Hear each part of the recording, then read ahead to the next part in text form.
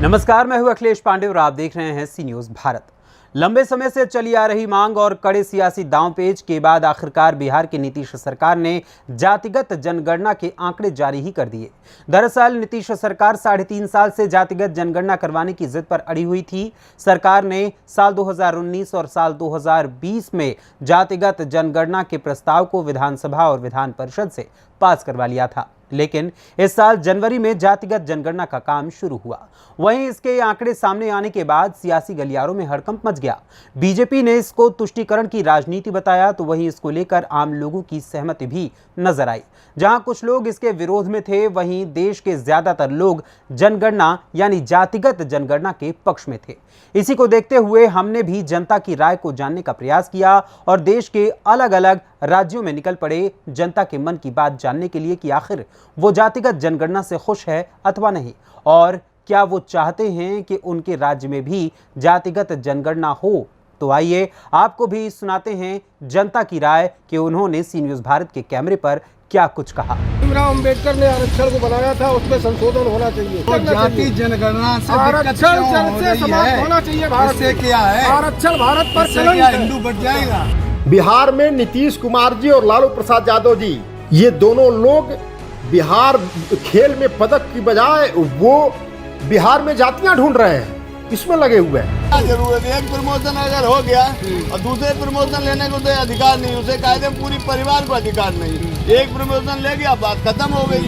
अब ऐसे प्रमोशन बाबा नाती पोता सबको उन्हीं को आरक्षण मिलता रहेगा। नरेंद्र मोदी जी सिर्फ नारा देते हैं कि सबका साथ सबका विकास, लेकिन आप देख रहे हैं कि कहीं भी जाति के आधार पर कहिए या धर्म के आधार पर ना देते हुए वो जो सबका विकास की बात करते हैं, सबका साथ की बात करते हैं, तो सबका साथ तो वो लेते हैं लेकिन सबका विकास नहीं हो पाता।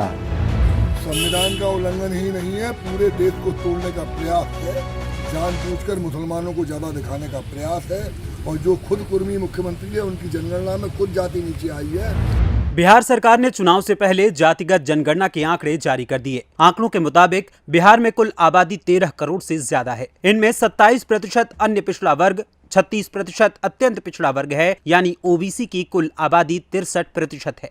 अनुसूचित जाति की आबादी की बात करें तो ये 19% है और जनजाति 1.68% है, जबकि सामान्य वर्ग 15.52% है। वहीं इन आंकड़ों के सामने आने के बाद राजनीति भी शुरू हो गई। बीजेपी ने नीतीश सरकार को घेरते हुए इसे तुष्टीकरण की राजनीति बताया। वहीं इंडिया गठबंधन ने इसे जनता के लिए जरूरी बताया, लेकिन नेताओं से ज्यादा हमें जनता की राय जानने की जरूरत है कि जनता जातिगत जनगणना को लेकर क्या सोचती है। उनकी नजर में जातिगत जनगणना सही है अथवा नहीं? क्या वाकई उन्हें जातिगत जनगणना की जरूरत है? इन्हीं सब सवालों का जवाब जानने के लिए हमने देश के अलग अलग राज्यों में जाकर जनता की राय को जानने का प्रयास किया। इसके लिए सबसे पहले हमने बिहार का ही रुख किया। वहां कैमूर जिले में जाकर हमने सुप्रीम कोर्ट अधिवक्ता अजय कुमार दुबे से बात की। उन्होंने जातीय जनगणना का विरोध करते हुए बिहार सरकार की इस नीति को विभाजनकारी नीति के साथ साथ विनाशकारी नीति भी बताया। उन्होंने कहा कि जनसंख्या विस्फोट को नीतीश जी की सरकार जातीय जनगणना के माध्यम से बढ़ावा दे रही है। जहां पर 58% युवा 15 से 30 साल की आयु के हैं,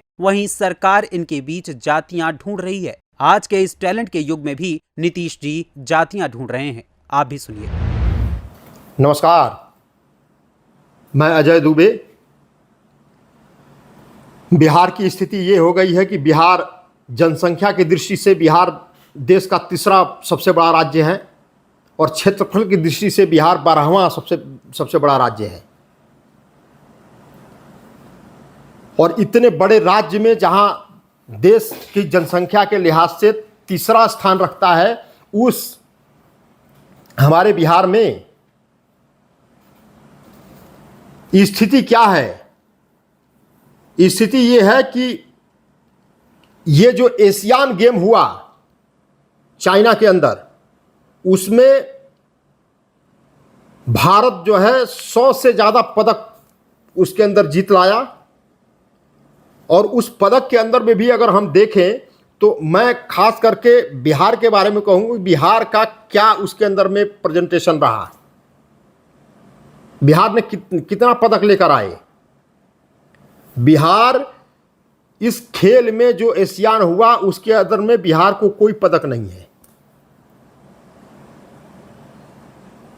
क्योंकि खेल में पदक की बजाय बिहार में नीतीश कुमार जी और लालू प्रसाद यादव जी,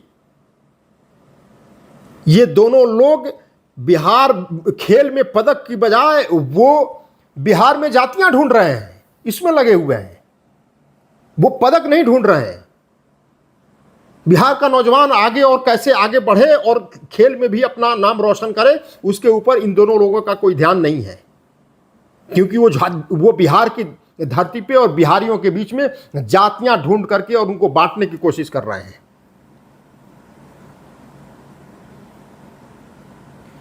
अब बिहार टैलेंट नहीं ढूंढेगा, अब बिहार जात ढूंढ रहा है।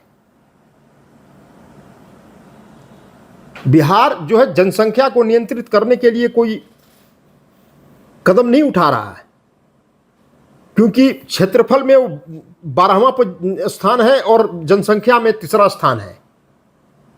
इस खाई को कैसे कम किया जा सके उसके ऊपर बिहार सरकार की कोई पॉलिसी नहीं है, उसके ऊपर किसी तरह का कोई योजना नहीं है। बिहार जनसंख्या विस्फोट को भी बढ़ावा दे रहा है इस जातीय गणना के मार्फत। नीतीश कुमार जी इस पे ध्यान दें। 500 करोड़ से ज्यादा का खर्च बिहार सरकार ने और नीतीश बाबू जी की सरकार ने 500 करोड़ रुपए से ज्यादा रुपए का खर्च इन्होंने जातीय गणना कराने में लगा दिया, और उसका रिजल्ट क्या निकला? रिजल्ट 0। अगर ये 500 करोड़ खर्चा वहां के हॉस्पिटल में अगर करते तो जो पीएमसीएच कहने के लिए जो बिहार के अंदर में 38 जिले हैं वो पूरा का पूरा भार पीएमसीएच के ऊपर है, तो 500 करोड़ से पीएमसीएच में ही बेडों की संख्या बढ़ा दी जाती। उस 500 करोड़ रुपए से कहीं पीएमसीएच के अलावा भी कोई बढ़िया उत्तम दर्जे का पीएमसीएच के लेवल का एक दूसरा हॉस्पिटल बना दिया जाता, तो पर भी बिहार के लोगों का कल्याण होता। जो गरीब के घरों में जो भी बीमारियां, जो भी स्वास्थ्य लाभ लेना होता वो हॉस्पिटल में जाकर लेता। उन 500 करोड़ जो खर्च किए, उस 500 करोड़ से बिहार के अंदर में बढ़िया स्टेडियम बनवा देते, खेल कूद का मैदान बनवा देते, जिसमें कि बिहार का नौजवान, बिहार का युवा उसके अंदर में खेल का प्रशिक्षण लेता, और जब भी कोई नेशनल गेम होता, इंटरनेशनल गेम होता, उसके अंदर में वो अपना पदक लेकर आता। लेकिन नहीं, नीतीश जी खेल में पदक की बजाय वो जाति ढूंढ रहे हैं बिहार के अंदर। यहाँ तो बिहार में ही लोग जातिगत जनगणना का विरोध करते हुए नजर आए। वहीं इसके बाद हमने महाराष्ट्र की ओर रुख किया, जहां महाराष्ट्र के भिवंडी जिले में जब हम गए तो वहां हमने कांग्रेस नेता रशीद ताहिर मोमिन से बातचीत की और जातिगत जनगणना पर उनकी राय जाननी चाहिए। तो उन्होंने क्या कुछ कहा, आप भी सुनिए। इस वक्त हमारे साथ बहुत ही चर्चित नेता मौजूद हैं, रशीद ताहिर मोमिन जी, जिनके हाथ में कांग्रेस पार्टी ने भिवंडी शहर की कमान दे रखी है। आज हम रशीद ताहिर मोमिन से कुछ अहम सवाल और कुछ अहम मुद्दों पर बात करने वाले हैं। रशीद ताहिर मोमिन जी, सबसे पहला सवाल है मेरा, क्या भारत को जातिगत जनगणना की ज़रूरत है और आम आदमी को जाति जनगणना से क्या फ़ायदा मिलेगा? देखिए, आज भारत को बहुत बड़ी ज़रूरत है जातिगत जनगणना की, और इसकी ख़ास वजह यह है कि 2014 से आप लोग देख रहे हैं कि प्रधानमंत्री नरेंद्र मोदी जी सिर्फ नारा देते हैं कि सबका साथ सबका विकास, लेकिन आप देख रहे हैं कि कहीं भी जाति के आधार पर कहिए या धर्म के आधार पर ना देते हुए वो जो सबका विकास की बात करते हैं, सबका साथ की बात करते हैं, तो सबका साथ तो वो लेते हैं लेकिन सबका विकास नहीं हो पाता। आपके मुसलमानों के ताल्लुक़ से सच्चर कमेटी की रिपोर्ट आने के बाद भी उनके लिए जो फंड अलॉटमेंट पहले से जो कांग्रेस के दौर में चलता रहा, तो उस पर लगातार हर साल कमी की जा रही है, जबकि उनकी संख्या जो है, जितने परसेंटेज में मुसलमान हैं उनको उतना दिया जाना चाहिए था। इसी तरह ओबीसी के ताल्लुक से, शेड्यूल कास्ट के ताल्लुक से, शेड्यूल ट्राइब के लोगों को जितनी भी उनकी संख्या है उनको जो हिस्सा मिलना चाहिए, जो अधिकार मिलना चाहिए, जो हक मिलना चाहिए, योजनाओं का जो फ़ायदा मिलना चाहिए वो नहीं मिलता है। और कांग्रेस वर्किंग कमेटी की मीटिंग में इस मुद्दे को रखा गया और कांग्रेस वर्किंग कमेटी में इस बात को मंजूर किया गया, रिजोल्यूशन लिया गया कि जातिगत जो है जनगणना जो है होनी चाहिए। और इससे जो है राहुल गांधी जी ने, हमारे नेता हैं, उन्होंने एक मिसाल भी दी कि शायद आईएएस ऑफिसर्स की संख्या दिल्ली में सेंट्रल गवर्नमेंट में 90 में सिर्फ 3 ओबीसी हैं, जबकि आप किसी भी स्टेट में जाओगे कमोबेश जो है 30 से 50%, 60% तक OBC, schedule caste, schedule tribe ये सब मिला के इतने परसेंटेज में होते हैं, लेकिन उनको जो एडमिनिस्ट्रेशन है उसमें उनकी हिस्सेदारी उनको नहीं मिलती है। रशीद ताहिर मोमिन जी, हमारा दूसरा सवाल है, क्या अब सरकार विकास के नाम पर नहीं बल्कि जाति के आधार पर वोट लेगी? देखिए, आज विकास के नाम पर जो है लोगों के साथ धोखा दिया जा रहा है, धोखा किया जा रहा है। और जब एक आदमी, एक व्यक्ति जो है, चाहे ओबीसी का हो, चाहे शेड्यूल कास्ट का हो, चाहे शेड्यूल ट्राइब को, जिस डिपार्टमेंट में बैठेगा तो वो कोशिश करेगा कि उसके समाज को भी इंसाफ मिले और सभी लोगों को इंसाफ मिले। तो विकास इससे ज़्यादा अच्छे पैमाने पे, अच्छी तरीके से होगा और सबको उसका हक जो है उसको मिलेगा। देश सबका है और संविधान से देश चलता है। सिर्फ आप संविधान की बात करके और इस तरह से अगर देश चलाने की कोशिश करेंगे तो संविधान जो है सबके लिए है, संविधान जो है सबको बराबर दर्जा देता है। मोमिन जी, तीसरा मेरा सवाल है, क्या अब जाति के आधार पर विकास कार्य किए जाएंगे? देखिए, विकास कार्य तो होते ही रहते हैं, लेकिन ये जो है सबका साथ सबका विकास का नाम लेकर जो है सिर्फ कुछ लोगों का, कुछ इलाकों का विकास होता है, वो अब सिस्टम बदल जाएगा। जब लोग जाति के आधार पर जो होते हैं उनकी संख्या मालूम होगी, उस तरह से योजनाएं बनेंगी और उनको जो है उनका हिस्सा मिलना चाहिए, चाहे नौकरी में हो, चाहे जो है योजना जो सरकार निकालती है उन सब में उनको। अभी महाराष्ट्र में आप देख लीजिए 50% से ज़्यादा ओबीसी हैं, लेकिन आज भी उनको जो मिलना चाहिए वो नहीं मिल पाता और जो बड़े लोग हैं वो सब लेके चले जाते हैं सब योजनाओं का फ़ायदा और इनकी योजनाओं को दबाने की कोशिश की जाती है। तो विकास जो होगा, विकास और अच्छे तरीके से होगा, ये मैं पहले ही कह चुका हूँ। क्या अब जाति के आधार पर गरीब लोगों को सरकारी योजनाओं का लाभ मिलेगा? इस पर भी जवाब दीजिए। देखिए, सिर्फ दलित नहीं, शेड्यूल ट्राइब के लोग, आदिवासी लोग हैं, आपके एक बड़ी संख्या में जो है इस देश में अदर बैकवर्ड क्लास के लोग रहते हैं। इन तीनों को जो है इंसाफ मिलने के लिए एक रास्ता खुल जाएगा। मोमिन जी, जिसकी जितनी ऊंची जाति उसको उतना अधिक लाभ दिया जाएगा? देखिए, इसमें जाति का, ऊंची जाति नीचे, संख्या के ऊपर ये सब लाभ देने की कोशिश होगी। संविधान जो है, चाहे ऊंची जात का उसको भी एक वोट देने का अधिकार है और गरीब हो, आदिवासी हो, शेड्यूल कास्ट हो, ओबीसी हो, सबको एक ही वोट का अधिकार है। तो इस तरीके से एक बार जनगणना में सबको सरकारी नौकरियों में और दूसरे जितने काम हैं उनमें अगर उनको न्याय मिलेगा तो वो लोग चाहेंगे कि किसी एक ख़ास को जाति जनगणना के बाद कोई ऊंचे समाज का है तो उसको का ऊंचा उसका वो मिलेगा, ऐसा कोई वो नहीं है। रशीद ताहिर मोमिन जी, जाति जनगणना संविधान का उल्लंघन या वक्त की ज़रूरत?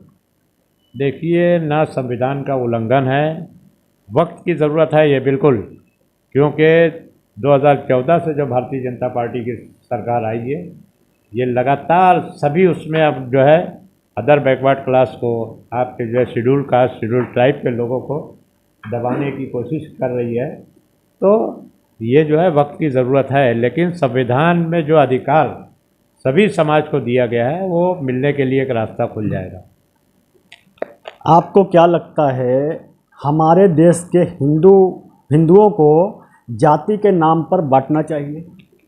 देखिए, ये जाति के नाम पे बांटने का कोई, ये जो है एक भारतीय जनता पार्टी के लोग, ये क्या नाम है, एक सोचा छोड़ दिए हैं, जबकि न हिंदुओं को बांटा जा रहा है न मुसलमानों को बांटना है। बांटने का कोई वो नहीं है, सबको उनका इंसाफ न्याय जो है मिलना चाहिए, वो मिलेगा इंशाअल्लाह। हालांकि कांग्रेस नेता जनगणना के समर्थन में साफ तौर पर नजर आए। उनका कहना था कि देश को आज जातिगत जनगणना की काफी जरूरत है। वहीं महाराष्ट्र के बाद हमने यूपी का रुख किया, जहां इस समय बीजेपी की सरकार है। इसलिए ऐसे में ये जानना खास हो जाता है कि वहां की जनता जातिगत जनगणना को लेकर क्या सोचती है। इसलिए हम चल दिए यूपी के मैनपुरी जिले में। वहां हमने भाजपा जिला अध्यक्ष राहुल चतुर्वेदी से बात की और उनकी राय जानी, जहां उन्होंने कहा कि हम किसी जाति का विरोध नहीं करते, हमारे लिए सभी जातियां बराबर हैं, हम सभी को उनका हक दिलाना चाहते हैं। इस समय हम बेबर में मौजूद हूँ। पूरे भारतवर्ष में इस समय जाति गणना के ऊपर बहुत बड़ी राजनीति हो रही है। इस समय हमारे साथ नवनियुक्त अध्यक्ष भारतीय जनता पार्टी के राहुल चतुर्वेदी जी हैं। चतुर्वेदी जी, जाति जनगणना के बारे में आपका क्या कहना है? जाति जनगणना समाज को तोड़ने के लिए है। हम सब हिंदू हैं, हम भारत माता के सपूत हैं। वो हमारी जातियों में तो बंटवारा कर रहे हैं। क्या मुसलमानों में जाति नहीं होती? मुसलमानों में जातियों की कोई बात नहीं किया जा रही है। जानबूझकर हिंदुओं को तोड़ने के लिए ये लोग काम कर रहे हैं। क्या जो अब जो चुनाव होंगे वो जाति के आधार पर चुनाव होंगे? ऐसे हमारे विरोधी हर बार प्रयास करते हैं कि जातीय स्तर पर चुनाव करें। पिछली बार भी सपा बसपा गठबंधन इसी आधार पर किया था, लेकिन देश की जनता समझ गई है। 50% प्लस से ज़्यादा वोट हमने लिए और 65 सीटें जीती। जनता किसी बहकावे में नहीं है, सिर्फ और सिर्फ मोदी के साथ है। अभी बिहार में जाति गणना हुई, क्या आपको नहीं लगता ये संविधान का उल्लंघन है? संविधान का उल्लंघन ही नहीं है, पूरे देश को तोड़ने का प्रयास है। जानबूझकर मुसलमानों को ज़्यादा दिखाने का प्रयास है। और जो खुद कुर्मी मुख्यमंत्री है, उनकी जनगणना में खुद जाति नीचे आई है, वो अपने साथ साथ पूरे देश का और समाज का कैरियर खत्म कर रहे हैं। क्या आपको नहीं लगता है कि आने वाले समय में गरीब जाति को देख करके ये नौकरियां दी जाएंगी? हमेशा भारतीय जनता पार्टी और राष्ट्रीय स्वयंसेवक संघ ने इसके लिए काम किया है कि गरीब को ही मिलना चाहिए। आदरणीय नरेंद्र भाई मोदी और आदरणीय मोदी योगी जी ने गरीब को ही प्राथमिकता रख के, चाहे मुफ्त राशन हो, चाहे गैस कनेक्शन हो, चाहे आवास हो, चाहे लेटरिन हो, हर काम में गरीब की ही चिंता की है। हमने कभी जातियों और धर्म पर कोई तुलना नहीं। वहीं हमने पैडपैक्स के अध्यक्ष प्रेमचंद शाक्य से इस पर राय जानने का प्रयास किया तो उन्होंने कहा कि जातिगत जनगणना संविधान का उल्लंघन है। हम इन सब चीजों में विश्वास नहीं करते। हम सभी जातियों को अपना मानते हैं और विकास का काम करते हैं। और अभी नवनियुक्त प्रेम सिंह शाक्य जी जो अध्यक्ष हैं पैक्स बैठ के, केवल आपसे एक ही सवाल जानना चाहता हूँ कि हिंदुओं को जातियों में बांटने का काम किया जा रहा है इस समय? नहीं, ऐसा कुछ नहीं है। जाति विरोधी पार्टियां सब जातियों को तोड़ने का काम कर रही हैं। भारतीय जनता पार्टी सबका साथ और सबका विकास कर रही है।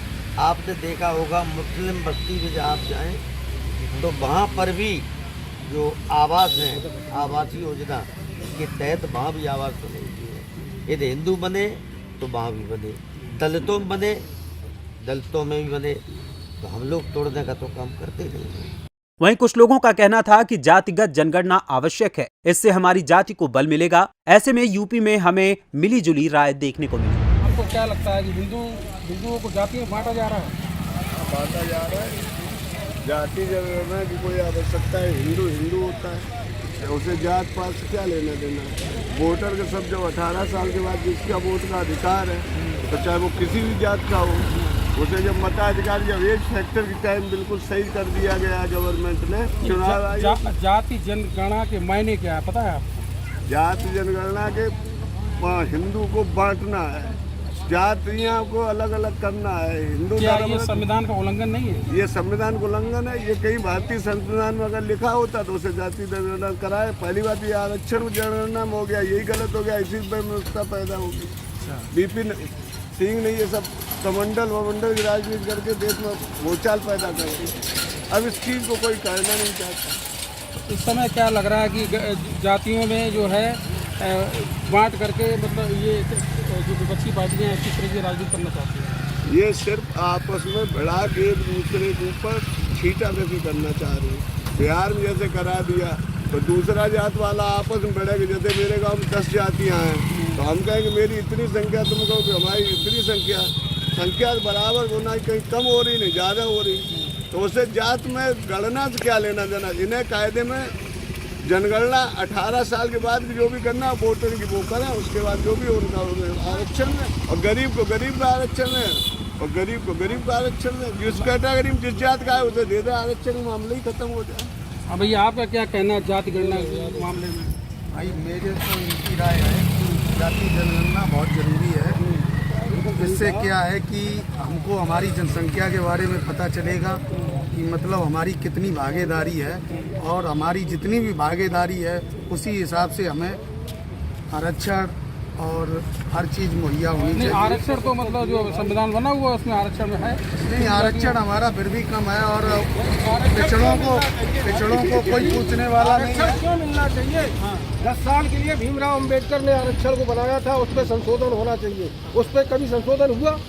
आज 70 साल हो गए, जब ये लोग अभी भी आगे नहीं आ पाए हैं, तो आरक्षण जल्द से समाप्त करना जाति चाहिए। जनगणना से आरक्षण जल्द से समाप्त होना चाहिए। भारत से क्या है? आरक्षण भारत पर कलंक क्या है। हिंदू बट जाएगा? भारत में आरक्षण शब्द ही कलंक है। हिंदू बट नहीं जाएगा। आपको नहीं लगता कि विकास इसमें विकास रोड़ा बनेगा जब जाति जनगणना होगी? नहीं, इसमें विकास का कोई रोड़ा नहीं बनेगा। जाति गणना होनी चाहिए। तो आपको लगता है कि जिसकी जाति जितनी ऊंची होगी वही सत्ता विराज करेगा? नहीं, वो मेरा कहने का वो मतलब नहीं है। मेरे कहने का मतलब ये है जिसकी जितनी भागीदारी है उसका उतना ही हिस्सा होना चाहिए, उतना ही उसको उस हिसाब से मिलना चाहिए। जाति गणना में सबसे मुख्य मुद्दा ये आ रहा है जो बहुत सी गरीब जातियां हैं, ना तो उनको अभी तक कोई उसका लाभ मिला है, नौकरी मिला है, ना उनको कहीं उनका पता है, ना कहीं उनका वोट है। यही मांग चल रही है। आरक्षण जो है वो जिनको मिल गया 3 पीढ़ियों से मिल रहा है। आरक्षण अगर है व्यवस्था तो वो एक घर में एक बार मिलना चाहिए। ऐसा थोड़ी कि बाप को मिल गई, बाबा को मिल गई, नाती को मिल गई, उसके लड़के को मिल गई, ये कोई बपौती थोड़ी है। भाई आरक्षण अगर है, अगर गरीब है तो उसको डीएम बन गया, उसको फिर भी आरक्षण। कौन मतलब एक प्रमोशन हो गया, दूसरे प्रमोशन की क्या जरूरत है? एक प्रमोशन अगर हो गया और दूसरे प्रमोशन लेने को उसे अधिकार नहीं, उसे कायदे में पूरी परिवार को अधिकार नहीं। एक प्रमोशन ले गया, बात खत्म हो गई। अब ऐसे प्रमोशन बाबा नाती पोता सबको उन्हीं को आरक्षण मिलता रहेगा। दूसरी जातियां और जाति मतलब गरीब है, गरीबी के आधार पर आरक्षण मिलना चाहिए, बल्कि जातियों के आधार पर आरक्षण नहीं मिलना चाहिए। जहाँ तक अभी तक मैंने जितने लोगों से हमने पूछा, सभी का मत ये है कि गरीबी के आधार पर आरक्षण होना चाहिए, ना कि जातियों को देखकर। इसके बाद हम चल दिए मध्य प्रदेश की ओर, जहां भी इस समय बीजेपी की सत्ता है। वहां हमने रीवा जिले का रुख किया, जहां हमने जनगणना को लेकर समाजसेवी एवं एडवोकेट शिव सिंह से बातचीत की। मीडिया से चर्चा करते हुए समाजसेवी एडवोकेट शिव सिंह ने कहा कि पूरे देश के अंदर जातिवाद एक बहुत बड़ी बीमारी के रूप में पनप रहा है, जिसके इलाज के लिए जातिगत जनगणना होना जरूरी है। भारत को एक अच्छे देश के रूप में इससे पहचान मिलेगी। जाति के नाम पर राजनीति करने वालों का खेल खत्म होगा। जातीय जनगणना से सरकार को विकास की परियोजनाओं का खाका तैयार करने में मदद मिलेगी, इसलिए जातिगत जनगणना वक्त के साथ जरूरी है। जनगणना पर जोर दे रही है, इससे आम आदमी को क्या फ़ायदा मिलेगा? आप एक एडवोकेट हैं, क्या इस पर सोचते हैं आप? देखिए, इसमें सवाल आम आदमी का नहीं है। ये पहली बात तो पूरे देश के अंदर जातिवाद एक बहुत बड़ी बीमारी हो गई है, और उसके इलाज के लिए जनगणना होनी चाहिए, उसका एक सरे होना चाहिए, इसके हम पक्ष में हैं। और जिस तरह से भारत को अच्छा बनाने के लिए जातिगत जनगणना ज़रूरी है, और एक जो हिस्सेदारी का सवाल बार बार उठ रहा है, और सारी सरकारें जो भी हैं, सरकारें हैं और जो भी तमाम संगठन हैं, वो भी इस पक्ष में हैं कि जातिगत जनगणना जो है देश के अंदर ज़रूरी है, और उससे बहुत बड़ी बीमारी दूर होगी, और उसका एक सरे होना चाहिए, और उससे भारत का जो स्वरूप है वो बेहतर बनेगा।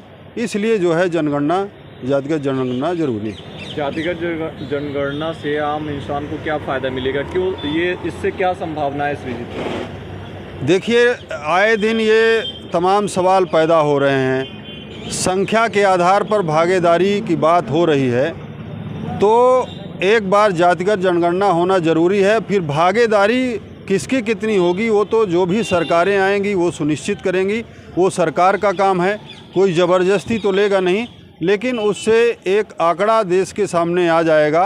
तो जो तमाम लोग राजनीति करते हैं, जाति के नाम पर राजनीति करते हैं, वो सारा खेल जो है बंद हो जाएगा। तो ये बहुत ज़रूरी है, जातिगत जनगणना होनी चाहिए। तो सरकार के पास कोई जातिगत आंकड़े नहीं थे जी, इसलिए जो चुनाव भी होते थे कोई आंकड़ा नहीं था, लेकिन आंकड़े आने के बाद जी, आपको क्या लगता है कि ये जातिगत आधार पर ये बंटवारा नहीं हो जाएगा एक तरीके से? देखिए, अभी तक चुनाव में ये सरकार के पास डाटा रहता है कि किस विधानसभा में किस जात के कितने लोग हैं। ये सरकार, आप भी ऑनलाइन देखेंगे तो सरकार कहीं ना कहीं ये डाटा रखती है, लेकिन उसको स्पष्ट रूप से सरकार ने वेरीफाई नहीं किया है।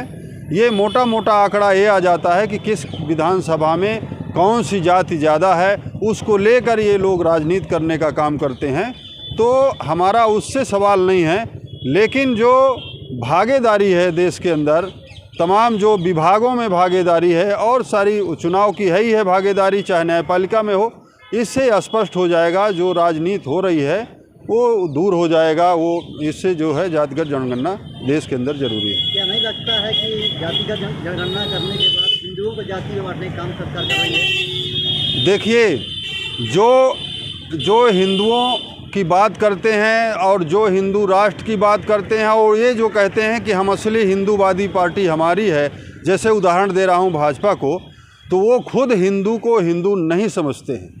यहाँ जो गरीब तबका है सबसे, उसको वो हिंदू नहीं मानते हैं, केवल चुनाव में उसको हिंदू बनाने का काम करते हैं और चुनाव के बाद भूल जाते हैं तमाम सैकड़ों जातियां हिंदू जात की हैं, जो छोटी जातियां हैं, गरीब तबके के लोग हैं, उसको भारतीय जनता पार्टी भूल जाती है कि ये भी हमारे हिंदू समाज में आते हैं, इनको भी हमको बराबरी का दर्जा देना चाहिए, इनके भी सुख दुख में शामिल होना चाहिए, इनको भी इनकी कमियों को पूरा करना चाहिए। सरकार भूल जाती है, सिर्फ चुनाव में उसको हिंदू याद आता है।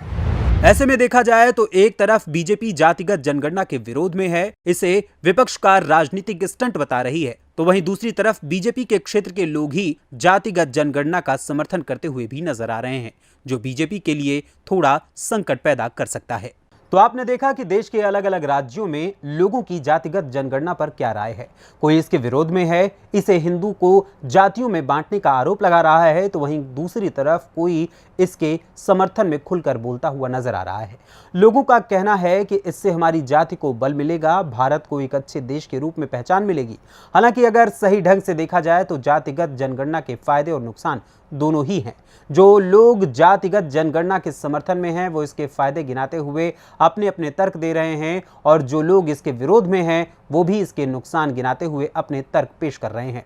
बहरहाल ये देखना दिलचस्प होगा कि इस जातिगत जनगणना का बिहार और देश की राजनीति पर क्या असर होता है। वहीं जाति जनगणना को लेकर आप लोगों की भी क्या राय है, हमारे डिजिटल प्लेटफॉर्म पर कमेंट सेक्शन में जाकर हमें कमेंट करके जरूर बताइएगा। फिलहाल मुझे दीजिए इजाजत और आप बने रहें सी न्यूज़ भारत के साथ।